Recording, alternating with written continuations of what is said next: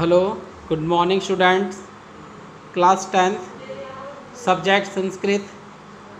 आज हम वीडियो बना रहे हैं 30B और हमारा लेसन जो चल रहा है वो 5 है। वाक्य के लिए वाला पार्ट चल रहा है बेटा। हम अब तक पिछले वीडियो में 7 पहेलियों तक कंप्लीट कर चुके हैं।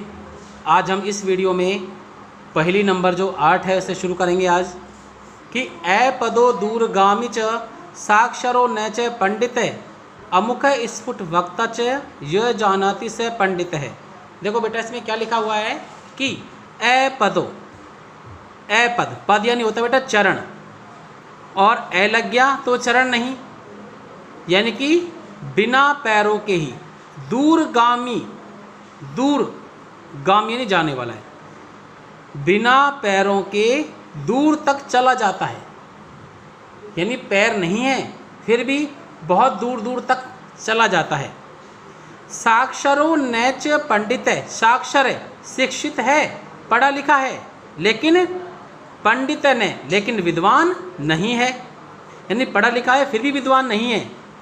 अमुख है, बिना मुंह वाला है, यानी उसके मुंह नहीं है, लेकिन स्फुट वक्ता च, लेकिन फिर भी स्फुट वक्ता का अर्थ होता है स्पष्ट बोलने वाला, यानी साफ सुथरा उचित रूप से बोलने वाला है।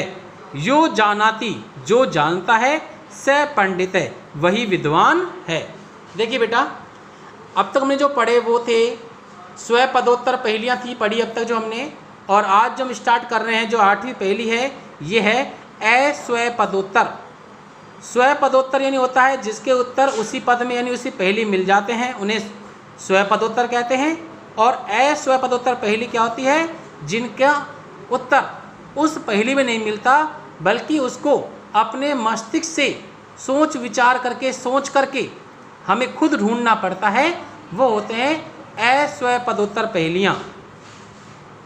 तो देखिए बेटा इसमें वापस सुन लो, इसको मैं एक बार अर्थ और बता रहा हूँ पहेली का कि बिना पैरों के ही दूर तक चला जाता है, शिक्षित है यानी पढ़ा लिखा है लेकिन विद्वान नहीं है, बिना मुंह के ही स्पष्ट बोलता है, जो इसको जानता है या जो यह जानता है वही विद्वान है।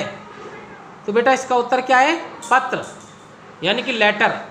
पत्र देखा है आपने कि पत्र के पैर नहीं होते लेकिन दूर तक चला जाता है। आप देखा होगा हम कहीं भी किसी हमारे रिलेटिव को या मिलने वाले को जब हम लेटर भेजते हैं तो बिना पैरों के वो दूर तक चला जाता है, चाहे बॉम्बे हो, चाहे वो मद्रास हो, चाहे वो जम्मू कश्मीर हो या पंजाब, कहीं भी रहता हो पहुंच जाता है। दूसरी बात, वह साक्षर है, पढ़ा लिखा है, मतलब उसके अंदर बहुत सारी मैंने जो बातें लिखी हैं वो सब लेटर के अंदर है, उसको ही हम पढ़ के समाचार ज्ञात करते हैं, तो समाचार तो उसके अंदर है, वो पढ़ा लिखा तो है लेकिन वो विद्वान नहीं है, यानी उसको हमें खुद पढ़ना पड़ता है। और अमुख है, यानी कि बिना मुंह वाला है, उसका मुंह नहीं है लेकिन फिर भी वो स्पष्ट बोलता है, यानी जो हमने बातें लिखी हैं उसमें हम जब उसको कहते हैं तो उसको पढ़ते हैं तो ऐसा लग रहा है वो स्वयं हमको उत्तर बता रहा है या आपसे सामने बैठ के आपसे बातें कर रहा है, तो ये होगा स्पष्ट बोलने वाला। तो जो इसको जानता है वह क्या है? विद्वान है, अर्थात आंसर क्या आएगा इसमें? पत्र। तो लिखना कैसे है आपको? पहले हेडलाइन लिखोगे, फिर आप नीचे लिखोगे पहेली, पहेली के आगे आप लिखोगे कि बिना पैरों के ही दूर तक जाता है, पढ़ा लिखा है, साक्षर है लेकिन फिर भी विद्वान नहीं है, बिना मुंह के ही स्पष्ट बोलता है, और जो इसको जानता है वही विद्वान है, क्वेश्चन मार्क। फिर नीचे लिखोगे आप इसको उत्तर। उत्तर में आपको सिर्फ क्या लिखना है? पत्र। सिर्फ एक अक्षर शब्द आएगा, पत्र लिख के आपको छोड़ना है, पूर्ण में लगा देना है। समझ आ गया बेटा?